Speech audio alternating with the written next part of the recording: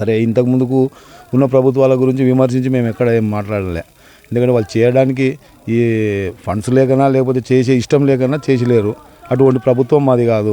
మేము వచ్చి 2 సంవత్సరాలు అయింది. ఆ 2 సంవత్సరాలలో మేము ఏమేమి పనులు చేసినాం అనేది మంచిగా ఒక మేనిఫెస్టో రిలీజ్ చేసినాం జనానికి. ఒక 6 మంత్స్లో శాంక్షన్ అయిన వర్కులు కూడా చేపించడానికి గ్రామస్తులకు మొత్తానికి వచ్చేటట్లుగా ఒక పాంప్లెంట్స్ కూడా పంచినాం మేము. అంటే ఉద్దేశం ఏంటంటే మేము డెవలప్మెంట్ కొరకు ఆలోచన చేసి సర్పంచ్ క్యాండిడేట్గా నేను ఉండాల్సింది కూడా ఏమైందంటే మా జనంలో కూడా ఆయన ఒక టైం కేటాయించగలుగుతాడు, రెండవది ఏ పనైనా ధైర్యంగా ఎదుర్కోగలుగుతాడని నమ్మకంతోన మా వర్గం వాళ్ళు మొత్తం నన్ను నీవే ఉండాలని సహకరించినందుకు నేను ముందుకు వచ్చి సర్పంచ్ అభ్యర్థిగా నేను కాంగ్రెస్ అభ్యర్థిగా మరి మా ఎమ్మెల్యే గారు మరి మా మండల పార్టీ అధ్యక్షుడు శ్రీనివాసరెడ్డి వారి సహకారంతోన మా గ్రామ ప్రజల సహకారం మెండుగుంది కాబట్టి అదే నమ్మకంతో నేను కూడా క్యాండిడేట్గా సరే అని ఒప్పుకొని ఈ ప్రచారంలో తిరగడం జరుగుతుంది. మీరు సర్పంచ్ అభ్యర్థిగా గెలిస్తే మొట్టమొదటి పని చేసే వర్క్ అది ప్రగల్భాలతో చెప్పుకునేటివి కావు, ఈ పని ఆ పని అని. మనం జనంలా ఓపెన్గా కూర్చొని ఒక 10 మందిని కూర్చొని నిర్ణయం తీసుకొని అతి ముఖ్యమైన పని గ్రామానికి ఏమవుతుందో దాని గురించి చర్చించుకొని మొదటి నిర్ణయం ఆ రకంగా మేము తీసుకునే ఉద్దేశం అది. అంతేగాని ఏకాభిప్రాయంతో నేను మా సొంత నిర్ణయాలు తీసుకొని నేను ఇది చేస్తా అది చేస్తాను ప్రగల్భాలు వాళ్ళకి అలవాటు మాకు లేదు. అటువంటి వ్యక్తులం కాము. వ్యక్తిగతంగా కూడా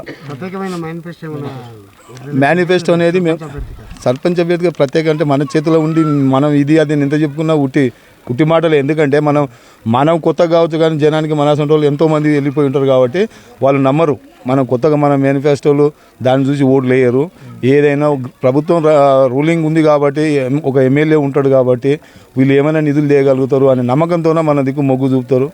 మొదటికి వెళ్ళైనా కూడా మా గ్రామం అనేది కాంగ్రెస్ పార్టీకి కంచుకోటలాగా ఉన్నది. ఓటర్లు ఆ రకంగా పనిచేసిండ్రు.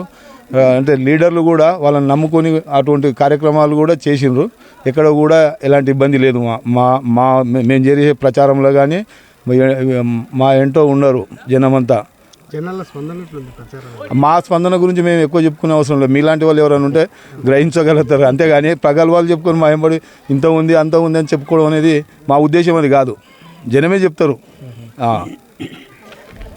మమ్మల్ని కొందరు అడుగుతారు మీరు గెలుస్తారు ఎన్ని ఓట్లతోనే ఒక్క ఓటు గెలిచినా గెలిపే. ఇప్పుడు 500తోనే గెలుస్తాం 300తోనే గెలుస్తాం ప్రగల్భాలు చెప్పుకోవడం కాదు. గెలుపు ఖాయం అనేది మాత్రం మా ప్రజలు పట్టే బ్రహ్మరథం పడుతుంది మా సైడ్ నుంచి. కాబట్టి మాకు ఆ నమ్మకం ఉంది. మమ్మల్ని గెలిపిస్తారు. వాళ్ళ కొరకు ఒక 5 సంవత్సరాలు నా జీవితంలో ఊరుకు ఏదో సేవ చేసుకుంటానే దృక్పథంతో నేను కూడా ఉన్నా. మీ చిరకాల వాంఛనటువంటి గోపన్నపల్లెకు పూతలమడకు బ్రిడ్జి కావాలి. అవును. ఆ విషయంలో మీరు ఎమ్మెల్యే గారు మీకు ఏ విధంగా సహకరించడం అనేది కాదు కదా. మేము ఆల్రెడీ చర్చలు జరిగినాయి.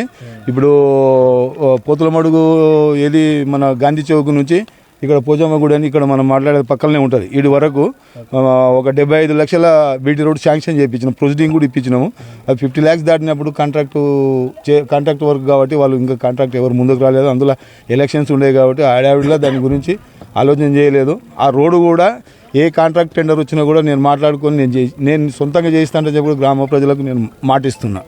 ఎందుకంటే ఇందులో భాగంగా నేను ఇప్పుడు వర్క్ చేపిస్తున్నా. వేరే టెండర్ వర్కులు ఉంటే కూడా వాళ్ళతో నేను మాట్లాడి ఎమ్మెల్యే గారు చెప్పారు మీరైతే సమర్థవంతంగా పని చేయించి టైం కేటాయిస్తారు కాబట్టి పని చేపినండి అని చెప్తే ఈరోజు బూత్పూర్ టు కర్వేన రోడ్డు అనేది మేము దగ్గరుండి చేపించుకున్నాం. అందువల్ల ఇది కూడా రోడ్డు అంటే వేరే ఊరికి పోయే రోడ్డు మేము చేయగలుగుతాం. మా సొంత ఊళ్ళో మేము ఎందుకు చేయలేము. ఆ ఉద్దేశంతోనే ప్రజలకు కూడా హామీ ఇస్తున్నాం. ఎందుకంటే మన ఇంట్లోకి వెళ్ళి తెచ్చి డబ్బులు పెట్టేది ఏం కదా. ఆల్రెడీ కష్టపడ్డాం.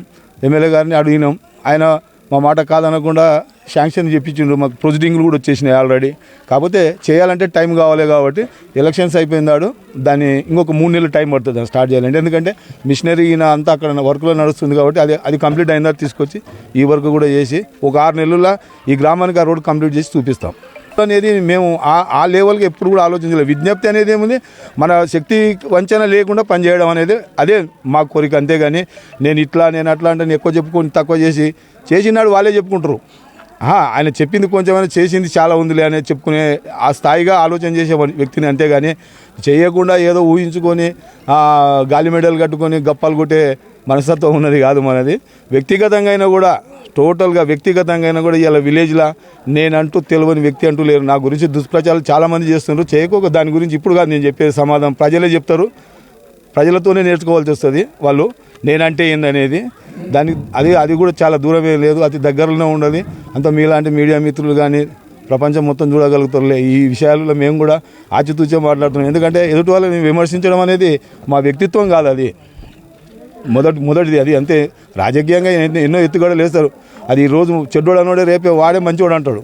మీకు వార్తలు రాయడం, విశ్లేషణ చేయడం వచ్చా? అన్యాయాన్ని ప్రశ్నించడం తెలుసా? ఇంకెందుకు ఆలస్యం? క్యూ న్యూస్ మిమ్మల్ని ఆహ్వానిస్తుంది. ఉమ్మడి ఆదిలాబాద్, వరంగల్, కరీంనగర్, నిజామాబాద్, ఖమ్మం, మెదక్, రంగారెడ్డి, హైదరాబాద్, మహబూబ్ నగర్ జిల్లాలకు రిపోర్టర్స్ కావాలను సంప్రదించవలసిన ఫోన్ నెంబర్ 8688926084.